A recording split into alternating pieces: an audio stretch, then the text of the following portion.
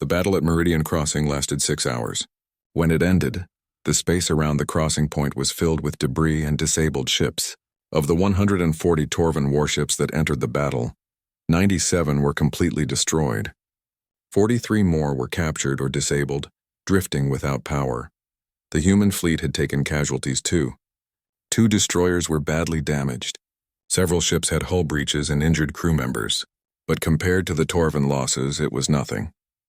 The humans had achieved total victory. Medical Officer Hana worked frantically aboard the Hope's journey, treating wounded from both sides. The fighting inside the ship during the boarding action had been brutal. 30 human Special Forces operatives were dead. Twice as many were injured, but they had accomplished their mission. They had held the ship and used it as a weapon against the enemy. How many Torvan survivors? Taeyang asked as he entered the medical bay. His armor was scorched and dented from combat. 240, Hana replied without looking up from her patient. Most have surrendered. A few tried to keep fighting. We had to subdue them, Taeyang nodded. Keep them alive. The Admiral wants prisoners, witnesses to tell their empire what happened here. On the bridge of the Resolute Thunder, Fleet Admiral Day opened a direct channel to the Torvan homeworld. She knew Emperor Krylox would be watching. She wanted him to see this moment. Attention, Torvan Empire, she began, her voice cold and clear. This is Fleet Admiral Day of the United Earth Forces. Your invasion fleet has been destroyed. Of 140 ships, only 43 remain, and they are all in our custody. Your flagship is a lifeless hulk. Your soldiers are prisoners or dead. She paused, letting the words sink in. You thought humans were weak. You thought our victory over the Kravik was luck. You were wrong. What you saw today was not luck. It was planning. Strategy. The full power of humanity brought to bear against those who threaten us. The transmission cut to footage of the battle. Every moment was captured in high definition. The ambush, the counterattack, the systematic destruction of the Torvan fleet. She wanted every species in the galaxy to see it. Emperor Krylox, you started this war. We are ending it. Withdraw all Torvan forces from the border systems immediately. Pay reparations for this unprovoked aggression. Or we will bring our fleet to your homeworld and finish what you began. You have 48 hours to comply. The transmission ended. Across the galaxy, billions of beings watched the footage in stunned silence. The humans had done it again. Another fleet destroyed. Another empire humbled. But this time it wasn't pirates. This was a real military power, and humanity had crushed them. At Nexus Prime, the Galactic Council convened an emergency session for the second time in a month. The chamber was even more crowded than before. Every species wanted to understand what had just happened. Ambassador Sora entered the chamber to complete silence. Every eye was on her. Some looked at her with fear. Others with respect. A few with something that might have been hope. Beltrax was the first to speak. Ambassador Sora, your species has just destroyed the Torvan invasion fleet. The Council must know. Is this the beginning of a human expansion? Will Earth now conquer its neighbors? Sora looked around the chamber slowly. Let me make something absolutely clear. Humanity does not seek conquest. We do not want an empire. We want to live in peace, to trade freely, to explore the stars. But we will not be victims. We will not allow others to attack us without consequences. She activated a holographic display showing the timeline of events. The Kravik attacked us at Void's Edge. We defeated them and saved their survivors. We asked the Council for help with pirate threats. You refused. The Torvan saw our defensive action as weakness and prepared to invade. We asked the Council to intervene. You refused. Now you ask if we will conquer our neighbors? Her voice grew harder. We have shown you twice now what happens when someone attacks humanity. The lesson is simple. Leave us alone and we will be your friends, your trading partners, your allies. But threaten us, and you will face the full power of our military. There will be no warnings, no negotiations, only fire and ruin. The chamber erupted in argument. Some species demanded that humanity be censured. Others called for trade sanctions. A few actually applauded Sora's words, but one voice cut through the chaos. It was Ambassador Torvan, a representative from a small species that had been conquered by pirates years ago. What if we want your protection, he asked. What if smaller species like mine want to hire human ships to defend our trade routes? Sora looked at him thoughtfully. Then we can discuss terms. Humanity is willing to help those who ask for it. to protect those who cannot protect themselves. But we will do so on our terms, not as servants of the Council. Over the next 2 days, Emperor Krylox faced a choice. His military advisors urged him to continue the war, to send more fleets. But his intelligence officers showed him the battle analysis. The humans hadn't just won at Meridian Crossing. They had won easily. They had superior technology, better tactics, and most frightening of all, perfect coordination between their ships. The Torvan Empire could send more fleets. They could fight for years. But the humans had shown they could defeat superior numbers with minimal losses. How many Torvan soldiers would die? How many ships would burn? And for what? To conquer a species that refused to be conquered? 46 hours after the battle, Emperor Krylox sent his response. The Torvan Empire agreed to all of humanity's demands. They would withdraw from the border systems. They would pay reparations. They would sign a peace treaty guaranteeing they would never enter human space again. It was a complete surrender. An empire that had conquered 17 systems had been forced to submit by a species that had been in space for barely a century. When the news reached Earth, there were celebrations in every city. Humanity had defended itself against impossible odds. They had proven they could stand against any threat. The age of being prey was over. But on the bridge of the fearless horizon, Captain Minho felt no joy. He stood looking at the debris field around Meridian Crossing. Thousands had died here. Torvan soldiers who probably never wanted this war. Human crew members who gave their lives defending their species. Yuna approached him quietly. Captain, we're receiving orders to return to Earth. Fleet Admiral Day wants to debrief all commanders. Tell her we'll be there, Minho said. He turned to look at his crew. Jay at weapons, Tay at navigation, all of them exhausted but alive. Good work, everyone. We showed the galaxy what humans can do. Now we have to live with that reputation. At Nexus Prime, Ambassador Sora received an unexpected visitor. Veltrax, the Quillan diplomat, came to the human embassy alone. They sat in Sora's office, 2 beings who had seen too much war. You frightened them, Veltrax said simply. The whole council. They fear humanity now. Good, Sora replied. Fear will keep them from attacking us. But fear can also breed resentment, hatred. Eventually, someone will try to destroy what they fear. Veltrax leaned forward. Your species showed incredible military power. But power alone does not make friends. What will you do now? Sora was quiet for a long moment. We will do what we always intended. We will explore, trade, build relationships with those who accept us. But we will never again be weak. Never again helpless. If that means others fear us, so be it. And if someone else challenges you, another empire larger than the Torvans, then we will speak in fire until only peace remains, Sora said quietly. We don't want war, Veltrax. But we've learned that peace only comes to those strong enough to defend it. 6 months later, the galaxy had changed. The Kravik Dominion, humbled by their defeat, transformed into legitimate traders. War Chief Thraxul, his life spared by Captain Minho, became an ambassador between humanity and former pirate groups. He told anyone who would listen about the human capacity for both violence and mercy. The Torvan Empire withdrew into its own territory, licking its wounds. Emperor Krylox died 3 months after the surrender, replaced by his daughter, who immediately sought friendly relations with Earth. Pirate activity in human-controlled space dropped to nearly zero. The lesson had been learned and spread across every criminal network. Don't ambush a human ship. Don't threaten human colonies. Don't challenge humanity unless you're prepared to face total destruction. And something unexpected happened. Smaller species began approaching Earth for alliance. They didn't want conquest or protection. They wanted partnership with a species that had proven strong enough to defend itself and its friends. Humanity's age as warriors had begun, born from necessity rather than choice. But Sora's words echoed in every human heart. We speak in peace until forced to speak in fire. But when we speak in fire, we speak loud enough that the galaxy remembers. The message was clear. The lesson was taught. And the galaxy would never forget the day humanity showed its true strength at Meridian Crossing. When one species proved that being human meant being survivor, protector, and when necessary, destroyer of those who sought to make them victims. Don't ambush a human ship. The galaxy had spoken in fear. Humanity had spoken in fire, and now finally both could speak in peace. The Hope's journey drifted through space toward Meridian Crossing. Rena kept the ship's speed deliberately slow, making it look like a heavily loaded colony vessel. Behind her, the colonists moved through the corridors, playing their roles perfectly.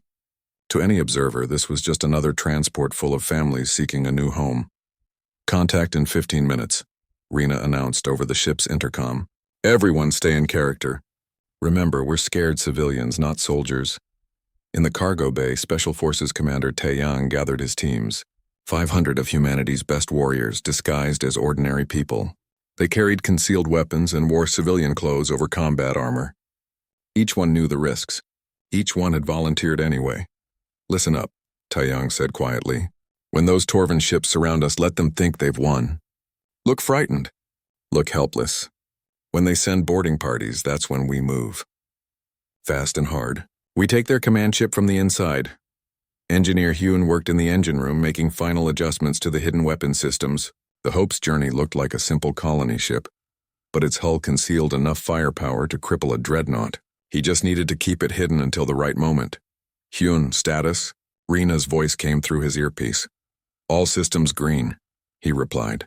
"The Torvans won't see anything unusual until we want them to." On the bridge, Rena's sensors lit up. "Here they come." 36 Torvan warships emerged from hyperspace, surrounding the colony ship in a perfect formation. They were massive vessels, twice the size of the human ship, bristling with weapons. Their hulls were dark gray, marked with the red symbols of the Torvan Empire. The lead Torvan ship opened communications. A harsh voice filled the bridge. "Human vessel, you have entered Torvan space. Power down your engines immediately and prepare to be boarded. Any resistance will be met with destruction." Rena made her voice shake with fear. "Please, we're just colonists. We have families on board, children. We didn't mean to cross into your territory. Our navigation systems malfunctioned." "Your excuses are irrelevant," the Torvan commander replied. "You will surrender or you will die. Choose now." Rena looked at her crew. They all nodded. We surrender. Please don't hurt anyone. We're powering down now." She began the shutdown sequence, making it look real. Shields dropped. Weapons went offline.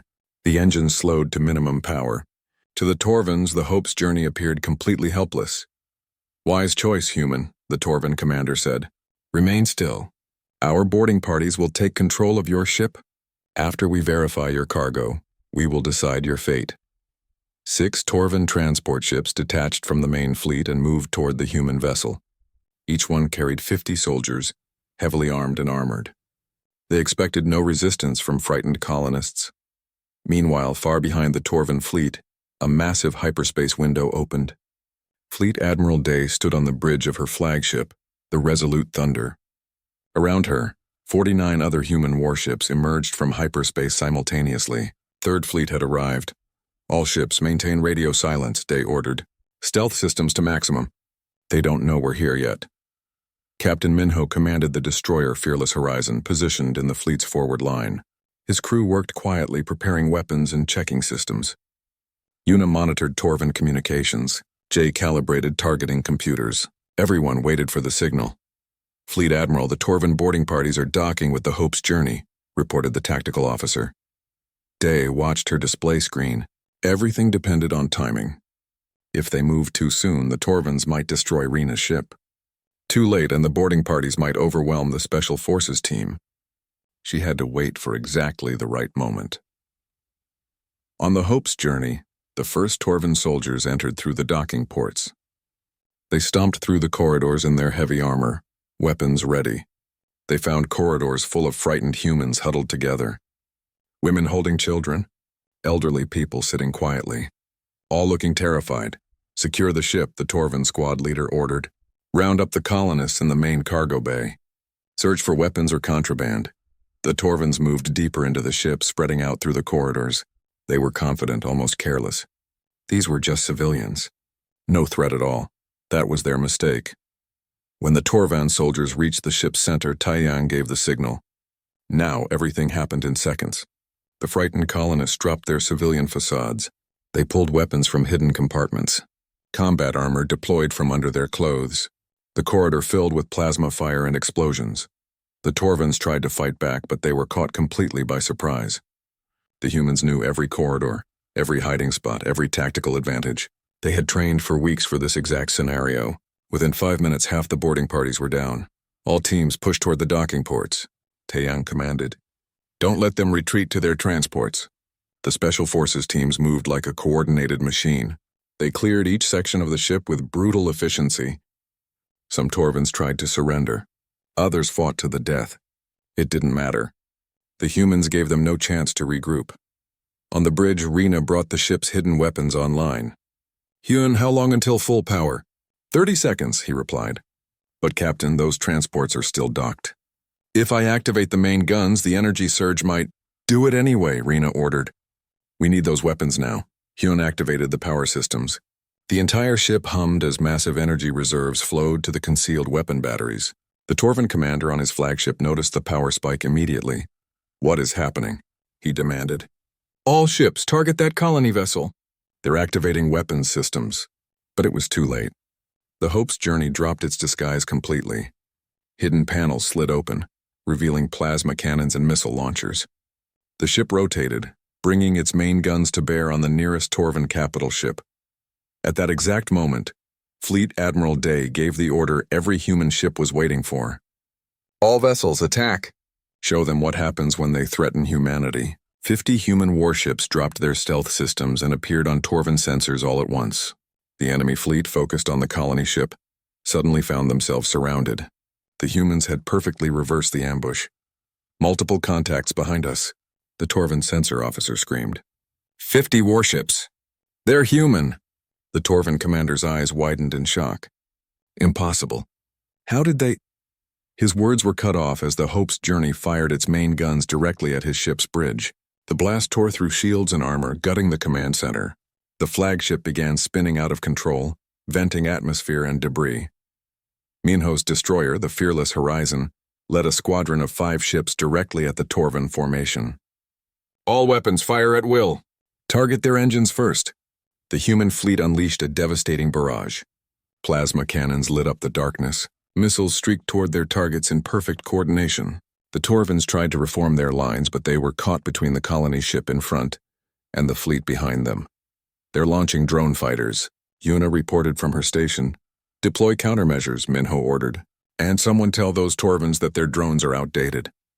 As he spoke, the human ships released thousands of autonomous combat drones. These weren't the simple automated weapons the galaxy was familiar with. They were advanced AI-controlled fighters, capable of learning and adapting in real time. They swarmed the Torvin drones like predators hunting prey. The battle became a masterclass in human military doctrine.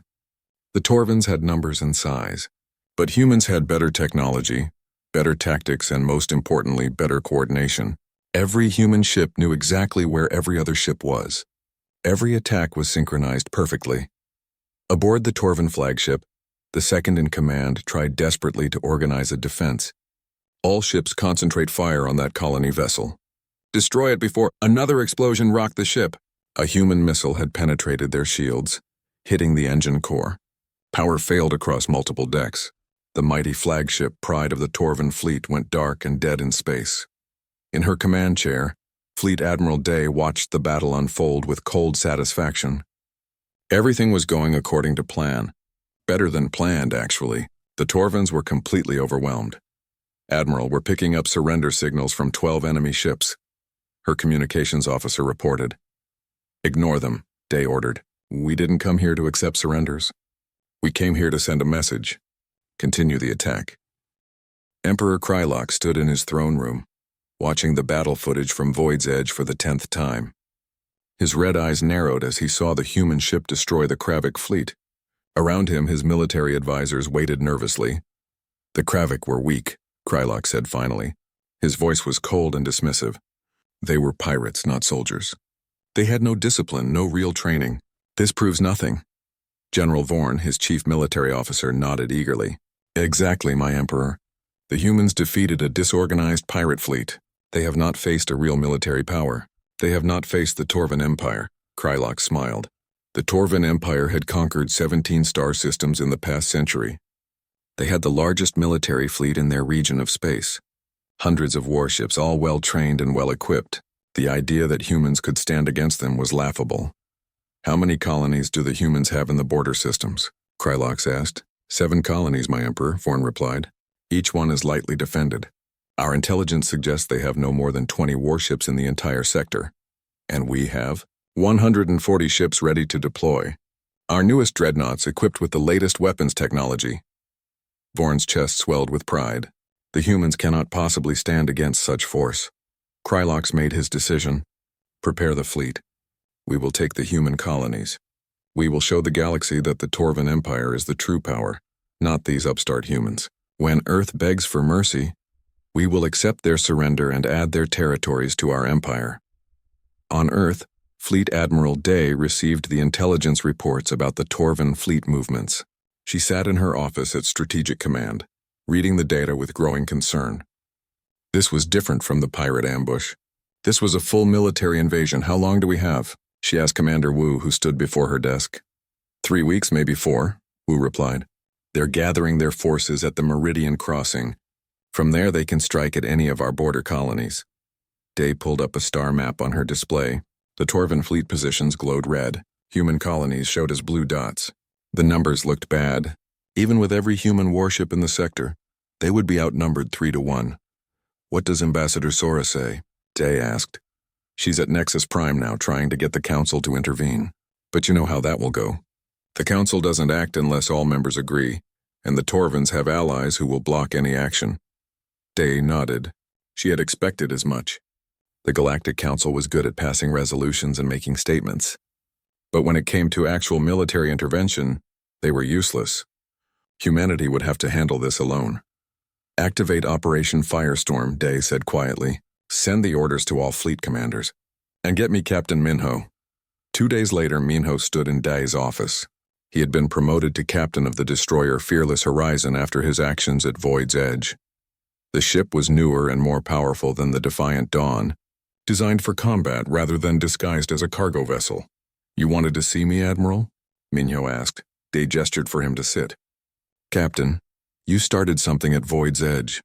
You showed the galaxy what happens when someone attacks a human ship. Now we need to finish what you started. She explained the Torvan threat, the invasion fleet, the timeline. As she spoke, Minho's face grew more serious. They're not pirates, he said when she finished. This is a real military force. Yes, and we're going to destroy them. Day pulled up the tactical plans. But we need bait. We need to make them think they're winning.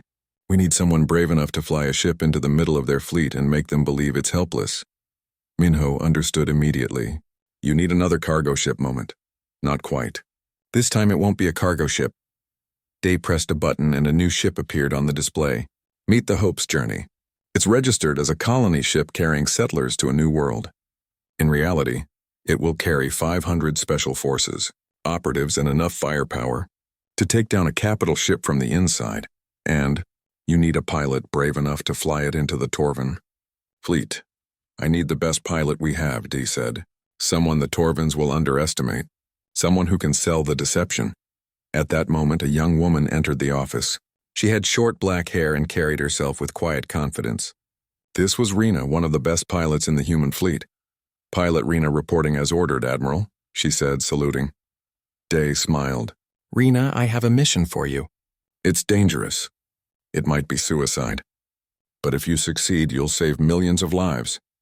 Rena listened as Day explained the plan. Her role was to pilot the fake colony ship directly into the Torvan fleet at Meridian Crossing. She would transmit distress signals, pretend to surrender, and let them get close. Then when the Torvans thought they had an easy capture, the real human fleet would arrive. When do we leave? Rena asked without hesitation. Tomorrow, Day replied. You'll have the best crew we can assemble. Special Forces Commander Taeyang will lead the boarding teams. Engineer Hyun will handle the weapons systems. Medical Officer Hana will be there to treat any casualties. Minho spoke up. And the main fleet? You'll be part of it, Captain, Day said. 3rd Fleet under my direct command. 50 warships, the best we have. We'll hit them from behind while they're focused on Rena's ship.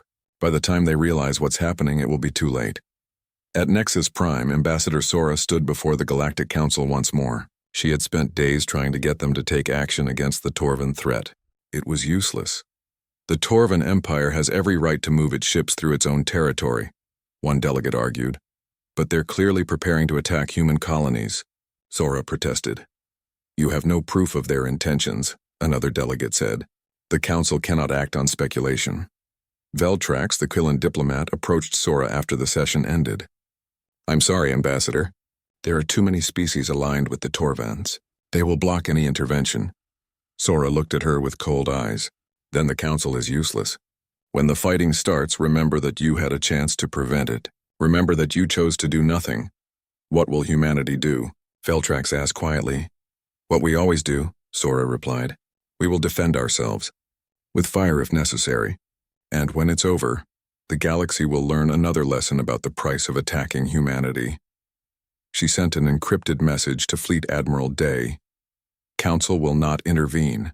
You are cleared for Operation Firestorm. Show them why they should have helped us. On the colony ship Hope's journey, Rena checked the systems one final time. Behind her, Special Forces Commander Taeyang prepared his teams. They wore the clothing of colonists, but under their civilian clothes they carried weapons and combat gear. Are you scared? Taeyang asked her. Terrified, Rena admitted. We're going to fly into the middle of an enemy fleet and pretend to be helpless. If anything goes wrong, we're dead before the main fleet arrives. Then we don't let anything go wrong, Taeyang said with a grim smile.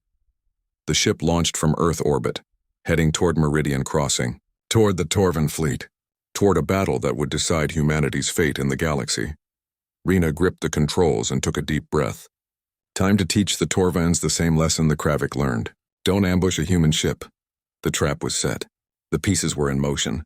Soon the galaxy would see what happened when a real military power challenged humanity. Soon the Torvan Empire would learn that defeating pirates was nothing compared to what humans could do when truly threatened. The countdown had begun. The footage from Void's Edge spread through the galactic network like wildfire. Within hours, every major species had seen it. The video showed everything from the moment the Kravik surrounded the human ship to the final rescue operations. It was impossible to ignore. On the massive space station called Nexus Prime, the Galactic Council gathered in emergency session. The council chamber was a huge dome, filled with representatives from hundreds of worlds. Each species had its own concerns, its own fears about what the battle meant. Veltrax, a Quillan diplomat with silver skin and 4 arms, watched the footage for the 5th time. She had served on the council for 40 years and seen many conflicts. This one troubled her deeply, not because of the violence, but because of what it revealed about humanity. The question before us is simple, said Council Speaker Norvax. His voice boomed through the chamber. What do we do about the humans? Ambassador Sora sat in the human delegation area. She was calm, her face showing no emotion as the other species debated. She had been Earth's representative for 3 years and knew how to handle pressure. But this was different. The whole galaxy was watching. They destroyed a Kravik fleet, shouted a Drellian representative. His scales flushed red with anger. 1 ship against 12. How is this possible? What weapons do they have? That's the wrong question, Veltrax said quietly. Her voice was soft, but everyone listened when she spoke. The question is why they hid this capability. Every human cargo ship is apparently a warship. How many of their vessels travel our trade routes? Hundreds? Thousands? The chamber erupted in worried chatter. Species that had allowed human merchants into their space suddenly felt vulnerable. What if those peaceful traders were actually military vessels in disguise? Order! Norvax commanded. The noise died down. Ambassador Sora, the council demands an explanation. Sora stood gracefully. She walked to the center of the chamber where everyone could see her. She had prepared for this moment during the 3-week journey to Nexus Prime. Distinguished members of the council, I will answer your concerns directly, she began. Her voice was clear and steady. Yes, our cargo ships carry military-grade weapons. Yes, our crews are trained in combat. And yes, we have kept this information private. But ask yourselves why we needed to do this. She gestured to the screen showing the battle footage. The Kravik Dominion has terrorized the outer sectors for decades. Pirates raid freely in regions where your peacekeeping forces refuse to go. We asked for council protection for our trade routes. We were told it was too expensive, too dangerous, so we protected ourselves. You could have informed the council of your capabilities, a Vorton delegate said. His voice was accusatory. Could we? Sora replied. Would you have allowed human ships in your space if you knew they carried enough firepower to match your military vessels? Would you have traded with us, or would you have seen us as a threat? The silence that followed was her answer. Humanity did not want to be warriors, Sora continued. We wanted to explore, to trade, to make friends among the stars. But the galaxy taught us a harsh lesson. It taught us that only the strong survive, that mercy is seen as weakness, that peaceful intentions mean nothing without the power to defend them. She pulled up new footage on the main display. It showed the Defiant Dawn rescuing Kravik survivors from their damaged ships, human medics working to save the lives of the very pirates who had tried to kill them. Look at this, Sora said. After defeating their attackers, Captain Minho ordered rescue operations. He could have left them to die in the void. By the laws of warfare, he would have been justified. But he chose mercy. He chose compassion. That is who humans are. We fight when we must, but we take no joy in killing. Veltrax stood. Ambassador Sora, your words are touching. But you must understand our position. Your species has revealed military capabilities far beyond what we expected. Some council members fear what else you might be hiding. Sora nodded. I understand your fear. Let me address it directly. She took a deep breath and spoke the words that would define humanity's relationship with the galaxy. Humanity is not your enemy unless you make us your enemy. We will defend ourselves and our allies with every weapon we possess. We will not be victims. We will not be prey, but we seek peace. We desire cooperation. Give us respect and we will give you friendship. Attack us and we will speak in fire. The chamber erupted again. Some species applauded. Others shouted in anger. A few sat in stunned silence. While the council debated, Intelligence Officer Wu worked in a secure room deep in the human embassy section of Nexus Prime. His screen showed data streaming in from across the galaxy. What he saw made him smile. Pirate activity along human trade routes had dropped by 70% in just 5 days. Major criminal syndicates were issuing orders to avoid human ships at all costs. Some pirate groups had even sent formal messages to human colonies, apologizing and promising to stay away. The Kravik Dominion itself was in chaos. War Chief Thraxul, who survived the battle, had been stripped of his command. The Kravik leadership issued a public statement declaring that they would never again attack human vessels. They called the Void's Edge incident a terrible mistake and begged for peace. Wu compiled his report and sent it to Ambassador Sora. The message was clear. Fear worked. The galaxy was learning the lesson that Captain Minho had taught. Don't ambush a human ship. Back on the Defiant Dawn, Captain Minho stood in his quarters looking out at the stars. The ship was on its way to Earth for debriefing. Yuna had told him about the galactic reaction to the battle footage. He felt conflicted. Did we do the right thing? He asked Jay, who had come to check on him. Jay considered the question carefully. We defended ourselves, Captain. We saved lives afterward. We showed strength and mercy. What more could we have done? We revealed our capabilities, Minho said. Now every species knows what our ships can do. We've lost the element of surprise, but we've gained respect, Jay replied. Fear maybe, but also respect. No one will mistake us for easy targets again. Minho nodded slowly. I hope you're right. I hope this prevents more attacks rather than inviting them. 3 weeks after the battle, the council session ended. They passed a resolution acknowledging humanity's right to defend itself. They didn't restrict human vessels or demand that humans disarm their cargo ships. They simply noted that human ships were not to be interfered with without very good reason. It wasn't an alliance. It wasn't friendship, but it was acceptance. The galaxy recognized that humanity was not helpless, that humans could defend themselves. That attacking a human vessel was a fatal mistake. Ambassador Sora returned to her quarters that night feeling exhausted but satisfied. She had delivered the message Earth wanted her to deliver. Humanity spoke in peace until forced to speak in fire. Now the galaxy knew both sides of human nature.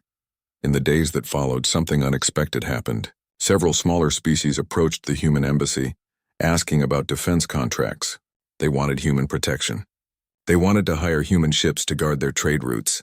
Humanity's display of strength had created opportunity. Sora smiled when she read the requests. Perhaps violence did have its uses after all. Not as a goal, but as a tool. A way to be heard in a galaxy that only respected power. The message had been sent. The lesson had been learned. Now came the hard part, living with the consequences. The cargo ship moved slowly through the dark space near Void's Edge.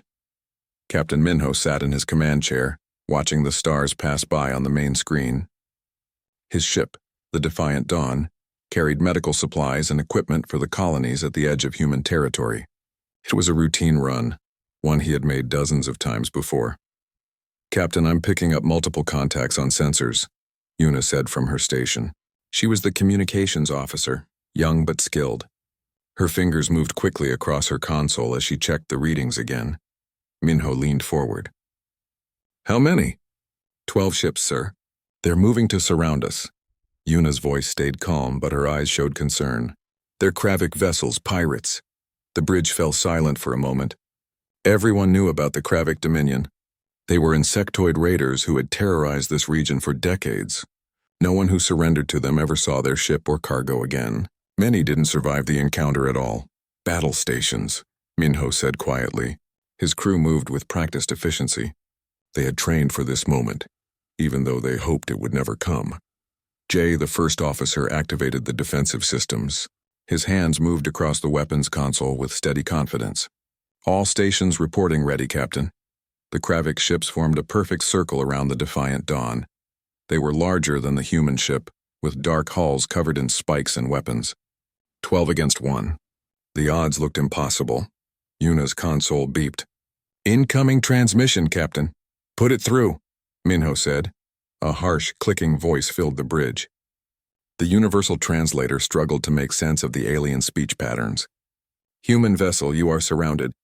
Power down your engines and prepare to be boarded. Resist and you will be destroyed. You have 30 seconds to comply."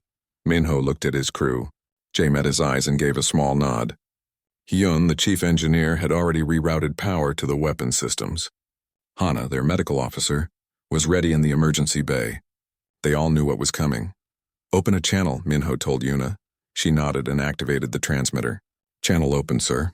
Minho stood from his chair. He spoke slowly and clearly, making sure every word was recorded and transmitted. "Kravik War Chief, I am Captain Minho of the human vessel Defiant Dawn. You have made a grave mistake today. You think we are helpless merchants. You think we are easy prey. But I will give you one chance, one opportunity to save your ships and your crews." He paused, letting the silence stretch out. Then he continued. "Withdraw now. Leave this sector, and you will live to see tomorrow. But if you fire on this ship, if you attack us, you will learn why the galaxy fears humanity. You will understand why we survived when others fell. This is your only warning." The Kravik response came quickly. It was laughter. Harsh, clicking laughter that echoed through the bridge speakers. "Foolish human. Your species is weak. Your ship is alone. You cannot threaten us." The transmission cut off. A moment later, the Kravik ships opened fire. "Shields up. Return fire," Minho commanded. But the Defiant Dawn was already changing. The outer hull panels slid apart, revealing hidden armor plating beneath. What looked like cargo containers dropped their disguises, showing missile launchers and plasma cannons. The ship that appeared to be a simple freighter transformed into a warship in seconds. "All weapons active," Jay reported. His voice was cold and focused. "Targeting their command ship. Fire," Minho said. The Defiant Dawn unleashed a barrage that lit up the darkness of space. Missiles streaked toward the Kravik vessels while plasma cannons fired in rapid succession.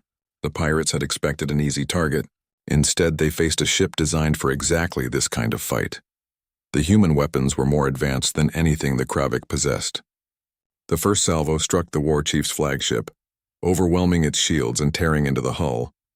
Explosions rippled across the enemy vessel as its weapon systems exploded. 3 more ships closing in on our port side, Tay announced from navigation. He was already calculating firing solutions and evasive maneuvers. "Hyun, give me more power to the forward cannons," Minho ordered. "Already done, Captain," Hyun replied from engineering. "Diverting all non-essential power, we can sustain this fire rate for another 20 minutes. The battle was fast and brutal. The Kravik ships tried to use their numbers to overwhelm the human vessel, but Minho's tactics were superior. He targeted their engines first, leaving them unable to maneuver. Then he destroyed their weapons, leaving them helpless. When a ship was disabled, he moved to the next target without hesitation. Jay worked his console with deadly precision. Every shot counted. Every missile found its target. The years of training showed in every move the crew made. 8 minutes into the battle, 5 Kravik ships were destroyed. Their hulls broke apart, spilling atmosphere and debris into the void. 3 more were badly damaged, leaking air and drifting without power. Sir, the remaining ships are trying to flee, Yuna reported. Don't let them, Minho said. Disable their engines but keep them alive. I want survivors. The Defiant Dawn pursued the fleeing Kravik vessels. It took another 10 minutes to disable them all. When it was over, only the war chief's flagship remained somewhat intact, though it was powerless in bleeding atmosphere. Minho stood and walked to the main view screen. Outside, the debris field told the story of what happened when someone ambushed a human ship. 12 Kravik vessels had attacked. Now 8 were destroyed and 4 were drifting wrecks. Yuna broadcast the entire battle on all open channels. I want every pirate, every raider, every species that thinks humans are easy targets to see what happened here today. Yes, Captain, Yuna said. She began uploading the battle footage to the Galactic network. Sir, I'm picking up life signs on several of the damaged ships, Tay said. They're dying. Their life support is failing. Minho was quiet for a moment. Then he made a decision that surprised everyone. Prepare rescue operations. We're going to save them. Jay looked at him in shock. Captain, they tried to kill us, and we defeated them, Minho replied. Now we show them mercy. We show the galaxy that humans fight when we must, but we're not monsters. Get medical teams ready, Hana. As the crew moved to rescue the survivors, Minho sat back in his chair. The message would spread across the stars. The Kravik had learned their lesson. Soon everyone else would learn it too. Don't ambush a human ship.